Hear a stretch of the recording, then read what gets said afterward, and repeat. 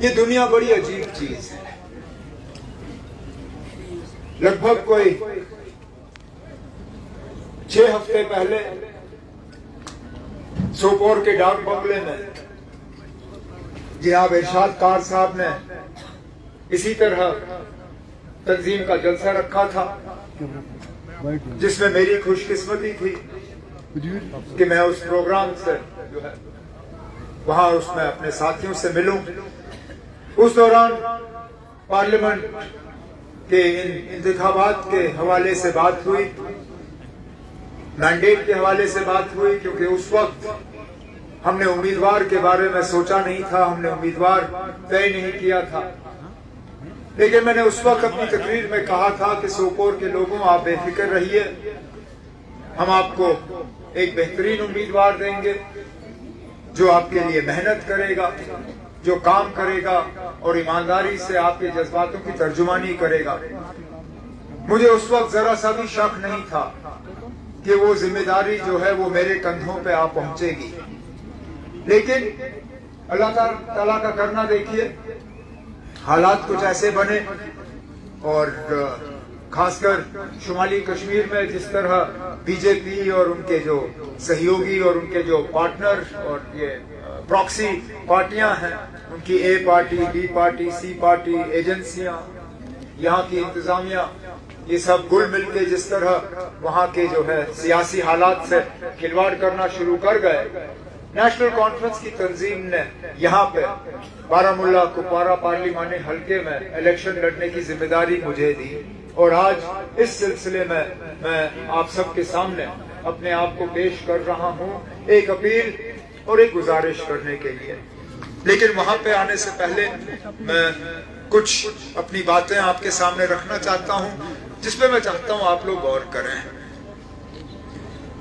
Election آتے جاتے ہیں، یہ پہلا پارلیمانی الیکشن نہیں ہے، یہ آخری بھی نہیں ہوگا.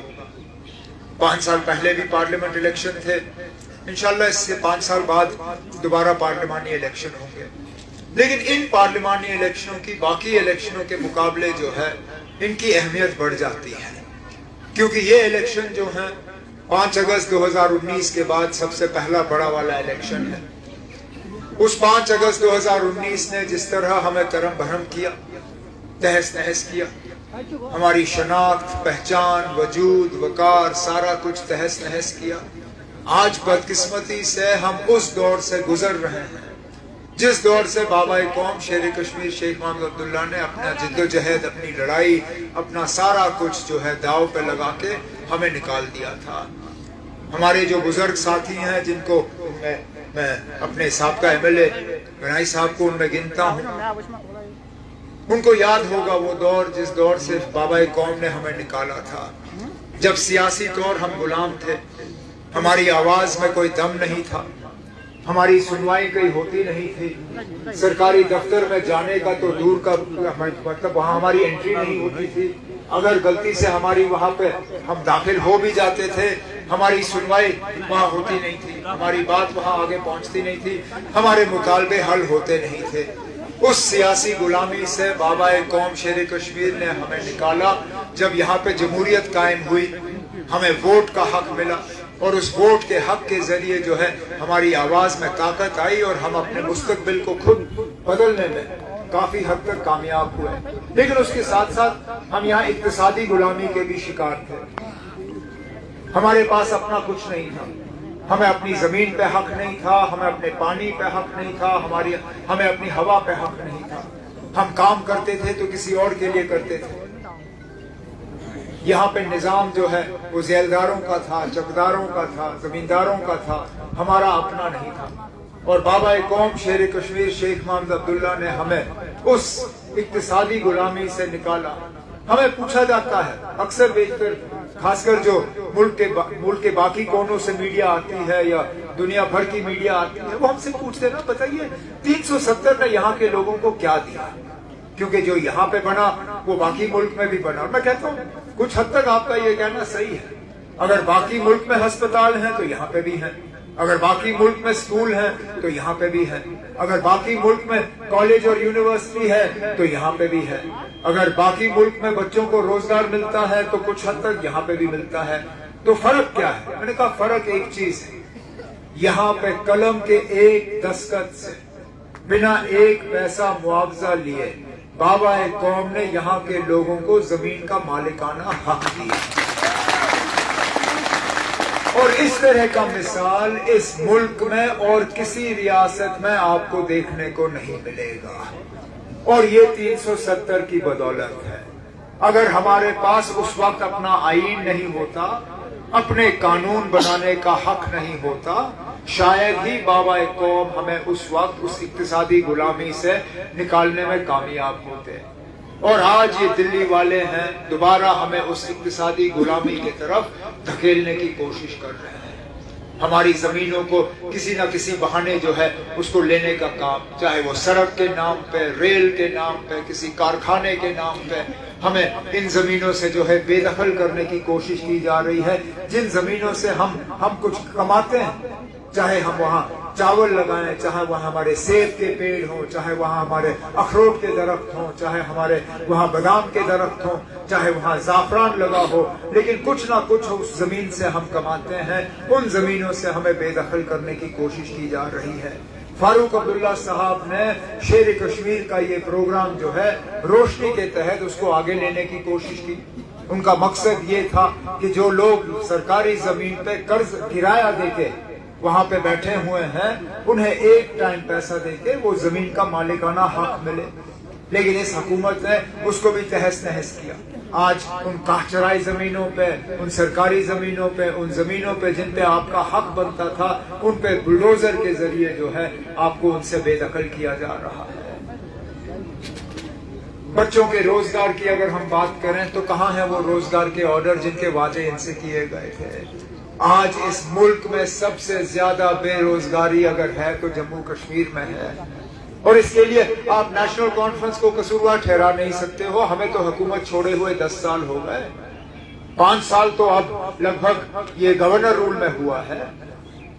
ایک جگہ دکھائیے نا آپ جہاں پہ نوجوانوں کو روزگار کے آرڈر حاصل ہوئے ہیں. یہاں تک کہ سارا کچھ جو ہے اب باہر سے آ رہا ہے. آپ سرکاری دفتر میں جاؤ تو وہاں پہ افسر لگ بھگ سارے باہر سے, آپ پولیس کے تھانے میں جاؤ تو لگ بھگ سارے جو ہے سینئر پولیس کے افسر باہر سے, آپ جے این کے بینک میں دیکھ لو تو جب ریکروٹمنٹ کے لسٹ نکلتے ہیں وہاں نوکریوں کے تو زیادہ تر باہر سے. ہمیں اگر اپنی دریا سے ریت نکالنی ہوتی ہے اس ریت نکالنے کا ٹھیکہ بھی باہر والے کو. آپ جب ہائی وے سے گزرتے ہو وہاں ٹول ٹیکس پکڑنے والا ہوتا ہے, ٹول ٹیکس پکڑنے والا کمپنی بھی باہر سے. آخرکار ہم جائیں تو جائیں کہاں؟ یہاں کے لوگوں کو سختی, پریشانی اور مشکل کے علاوہ اور کچھ نہیں ملا. کتنے ایسے نوجوان ہیں جو آج پولیس کی ویریفیکیشن کے لیے در بدر کی ٹھوکریں کھا رہے ہیں. ان کا کوئی قصور نہیں ہے, انہوں نے غلطی سے بھی بندوق کی طرف آنکھ اٹھا کے نہیں دیکھا. ان کے خلاف صرف یہ الزام لگتا ہے کہ ان کا کوئی پرانا رشتہ دار. ارے نا 1990 میں تو حالات ایسے تھے, کتنے سارے ان حالات میں بہہ گئے.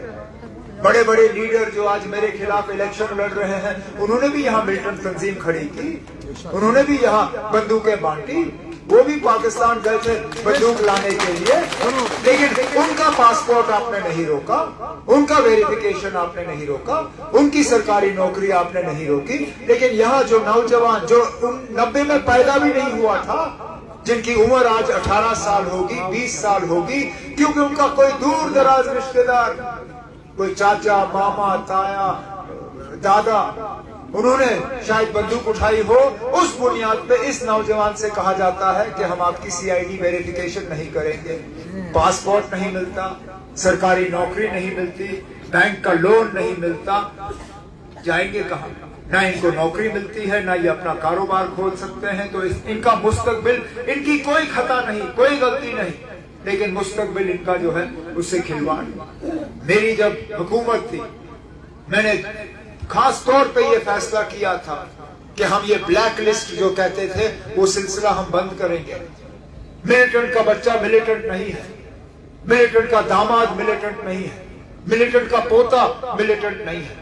آپ کسی شخص کو اس چیز کے لیے سزا نہیں دے سکتے ہو کہ ان کا کوئی رشتہ دار جو ہے وہ ملیٹنٹ تھا. اور انشاءاللہ دوبارہ نیشنل کانفرنس کی حکومت آئی ان اگست ستمبر کے الیکشن کے بعد، ہم دوبارہ یہ ویریفیکیشن کا جو تنگ کیا جا رہا ہے نوجوانوں کو، اس کو ختم کر دیں گے. میں نے بار بار یہ کہا ہے اور ان کی بات پہ قائم ہوں کہ انشاءاللہ ہمیں موقع ملے گا، ہم جموں کشمیر سے پی ایس اے کا قانون جو ہے اس کو ڈبے میں بند کر کے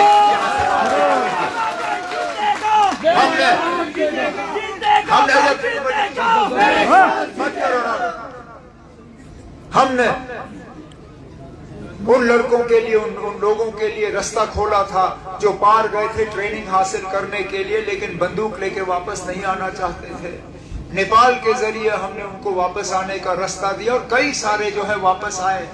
مجھے فخر ہے اس بات پر کہ جتنے بھی اس راستے سے واپس آئے ان میں سے ایک نے بھی دوبارہ بندوق نہیں اٹھایا. یہاں رہ رہے ہیں کچھ تو اب سیاست میں حصہ لے رہے ہیں. میں ایک دو سے ملا تھا، میں ابھی کپوارہ سے آ رہا ہوں، میں دو ایسے لوگوں سے ملا جو نیپال کے راستے واپس آئے تھے جو آج سرپنچ بنے ہوئے ہیں اور سیاست میں حصہ لے رہے ہیں، لوگوں کی نمائندگی کر رہے ہیں، لوگوں کی خدمت کر رہے ہیں. لیکن یہ موجودہ بی جے پی کا دور ہے جس میں یہ سارا سلسلہ بند ہوا، اور یہ بند ہوا جب 2014 میں نئی حکومت آئی، 2015 جنوری میں. آج حقیقت اور یہ سچائی ہے، آج ہم اس مشکل سے نہیں گزر رہے ہوتے اگر 2015 میں پی ڈی پی نے ہمارے دوستی کے ہاتھ کو قبول کیا ہوتا. میں نے تو یہ آج کا یہ جو جس چیز سے ہم آج گزر رہے ہیں، جو خطرہ ہمیں آج ہے، مجھے اس کا اشارہ 2015 میں ہوا تھا. میں نے اس لیے اس وقت مفتی محمد سید صاحب اللہ مغفرت کرے انہیں، میں نے اس وقت ان سے کہا تھا کہ یہ بی جے پی کے ساتھ رشتہ مت بنائیے. اگر آپ نے حکومت بنانی ہے ہم آپ کی مدد کریں گے. ہمیں ایم ایل سی نہیں چاہیے، ہمیں راجیہ سبھا نہیں چاہیے، ہمیں چیئرمین نہیں چاہیے، ہمیں پیسہ نہیں چاہیے، ہمیں کچھ نہیں چاہیے آپ سے. صرف ایک شرط ہے، بی جے پی والوں کو آپ حکومت سے باہر رکھیے. 6 سال مفتی صاحب کی حکومت رہتی، 2021 تک پی ڈی پی کی حکومت رہتی، اس کے بعد دوبارہ انتخابات ہوتے. اگر انہوں نے اس وقت ہمارے دوستی کے ہاتھ کو قبول کیا ہوتا، آج 370 بھی ہوتا، آج 35A بھی ہوتا، ہمارا اپنا آئین ہوتا، ہمارا اپنا جھنڈا ہوتا، ہماری زمینیں محفوظ ہوتی، ہمیں کوئی خطرہ نہیں ہوتا اگر اس وقت انہوں نے ہمارے دوستی کے ہاتھ کو پکڑا ہوتا. لیکن اس وقت انہوں نے ہمیں تانے دیے، اس وقت انہوں نے ہمیں ذلیل کرنے کی کوشش کی. کہا یہ نیشنل کانفرنس والے جو ہیں یہ مچھلی کی طرح ہے، جب ان کو پانی سے باہر نکالو تو وہ فٹ فٹ آتے ہیں. کہتے ہیں نیشنل کانفرنس والوں کو یہی ہوتا ہے جب وہ اقتدار سے باہر ہوتا ہے. کہا ٹھیک ہے نا، پھر کس لیے یہ ذلیل ہونا ہے، کریے جو آپ نے کرنا ہے. اور لمحوں نے خطا کی، صدیوں نے سزا پائی. پتہ نہیں کب تک ہم یہ جھیلتے رہیں گے. جہاں دیکھو سختی ہوتی ہے، جہاں دیکھو خطرہ ہے. لیکن چلیے، اس الیکشن کے بہانے اب ہمیں پتہ چل گیا ہے کون کہاں پہ کھڑا ہوا ہے، کون ان فرقہ پرست طاقتوں کی مدد کر رہا ہے جو پورے ملک میں مسلمانوں کے خلاف زہر اور نفرت پھیلانے کے علاوہ کچھ نہیں کرتے. جس بی جے پی کی مدد سے یہ لوگ آج الیکشن لڑ رہے ہیں، اس بی جے پی کو ہم بھول جائیں کس طرح جمعہ کے روز نمازیوں کو سجدہ کرتے ہوئے لات مارے جاتے ہیں.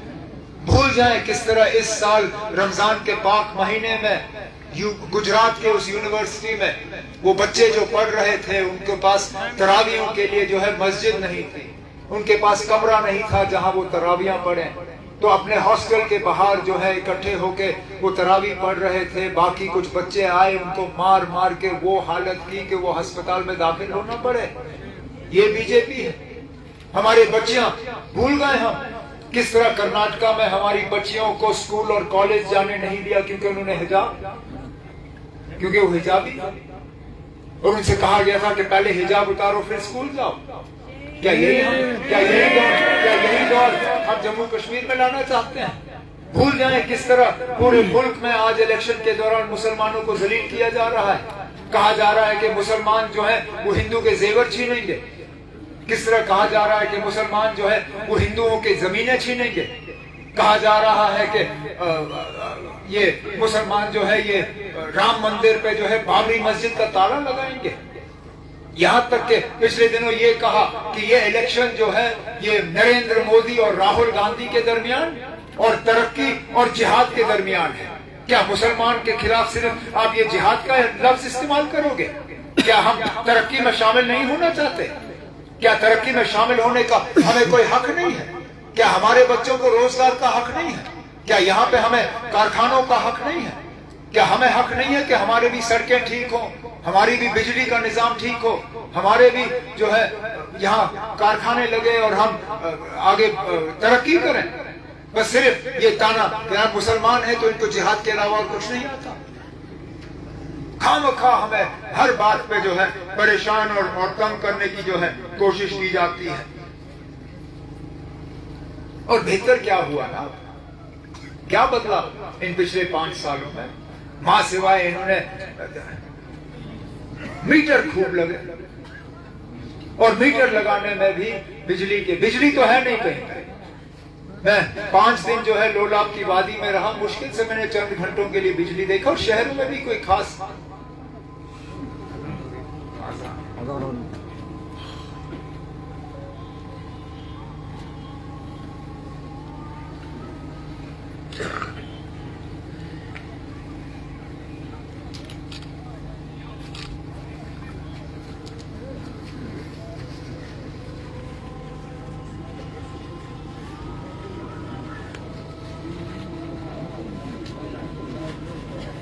انشاءاللہ میں 2 منٹ میں ختم کر لوں گا اس کے بعد.